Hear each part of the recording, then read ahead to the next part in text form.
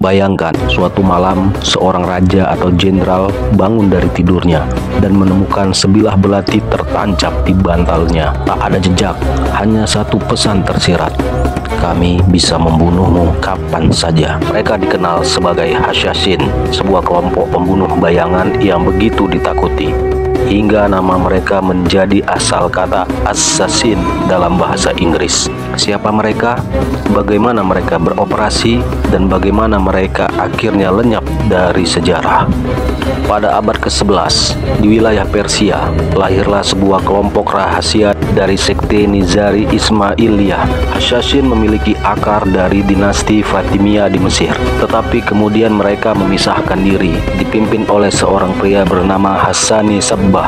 Mereka menentang penguasa Fatimiyah dan membangun benteng di pegunungan Alamut, menciptakan jaringan agen rahasia yang siap melakukan pembunuhan politik demi mempertahankan keyakinan mereka. Asal-usul nama Hasyashin sendiri masih menjadi perdebatan. Ada teori yang menyebut bahwa nama mereka berasal dari kata hashish, sejenis zat narkotika yang diduga digunakan oleh para anggota sebelum menjalankan misi pembunuhan. Teori ini sangat populer di barat, tetapi banyak sejarawan percaya bahwa ini hanyalah propaganda yang disebarkan oleh musuh mereka, seperti orang Mongol dan tentara salib, untuk mendiskreditkan Hasyashin dengan menggambarkan mereka sebagai pecandu yang membunuh di bawah pengaruh obat. Namun ada teori lain yang mengatakan bahwa nama Hasyashin berasal dari bahasa Arab Hasyashiyun, yang berarti orang-orang yang berprinsip atau pengikut dasar-dasar agama. Jika teori ini benar, maka istilah assassin yang kita kenal sekarang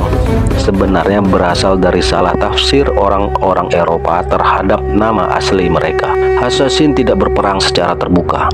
Mereka menyusup ke istana, meracuni makanan, atau menyamar sebagai pelayan sebelum menyerang dengan presisi mematikan. Mereka tidak pernah melarikan diri, karena bagi mereka, misi adalah segalanya. Bahkan jika harus mati setelah membunuh targetnya. Para pemimpin perang salib sangat mewaspadai Hasyashin. Salah satu korban mereka adalah Konrad dari Montserrat, pemimpin tentara salib, yang ditikam hingga tewas di depan gereja oleh dua Hasyashin yang menyamar. Bahkan Salahuddin Al-Ayyubi sendiri pernah menjadi target mereka. 2 kali mereka mencoba membunuhnya, tetapi Salahuddin berhasil selamat dan meningkatkan keamanan di sekelilingnya. Namun yang lebih mengerikan bukan hanya pembunuhan mereka, tapi ancaman psikologisnya. Seorang pemimpin bisa terbangun dan menemukan sebilah belati tertancap di bantalnya, sebuah peringatan bahwa mereka bisa dibunuh kapan saja. Strategi ini membuat banyak pemimpin tunduk sebelum darah perlu tertumpah. Dalam sejarah, ada 3 peristiwa besar yang menunjukkan betapa mematikannya Hasyashin. Tahun 1092, pembunuhan Nizam al-Mulk. Nizam al-Mulk adalah seorang perdana menteri yang sangat berpengaruh dalam Kesultanan Seljuk. Suatu hari, seorang pemuda mendekatinya dengan penuh hormat, menyamar sebagai pemohon yang ingin menyampaikan permohonan. Saat Nizam al-Mulk lengah, pemuda itu menarik belati dan menikamnya hingga tewas. Para pengawal tak sempat bereaksi karena si pembunuh langsung menyerang tanpa ragu. Pembunuhan ini mengguncang politik Kesultanan Seljuk dan menunjukkan betapa berbahayanya Hasyashin dalam mengeliminasi lawan politik. Tahun 1176, percobaan pembunuhan terhadap Salahuddin Al-Ayyubi saat perang salib berlangsung. Salahuddin menjadi ancaman bagi Hasyashin karena ambisinya menyatukan dunia Islam. Dalam salah satu kampanye militernya, seorang Hasyashin berhasil menyusup ke tenda Salahuddin, menyamar sebagai pelayan. Namun sebelum berhasil melancarkan serangan, pengawalnya menyadari ada gerakan mencurigakan. Salahuddin lolos, tetapi insiden ini membuatnya sadar bahwa dirinya tidak kebal dari ancaman Hasyashin. Setelah kejadian ini, Salahuddin meningkatkan keamanan dan memerintahkan pengepungan ke benteng mereka di Marshaf. Tahun 1192, pembunuhan Konrad dari Montferrat. Konrad adalah seorang pemimpin tentara salib yang akan dinobatkan sebagai Raja Yerusalem. Dua pria berpakaian seperti pendeta mendekatinya, tampak tidak bersenjata.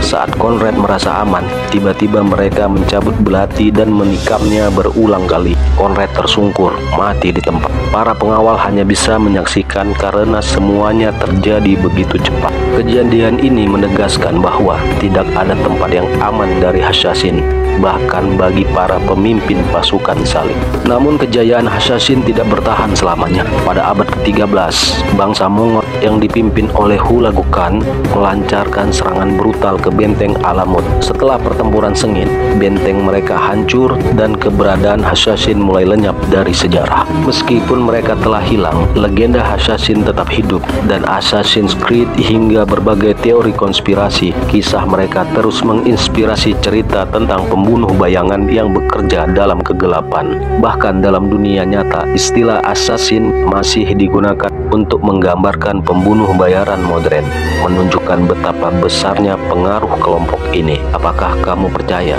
bahwa kelompok seperti Hasasin bisa masih ada hingga sekarang? Tulis pendapatmu di kolom komentar. Dan jangan lupa like serta subscribe untuk cerita misteri lainnya.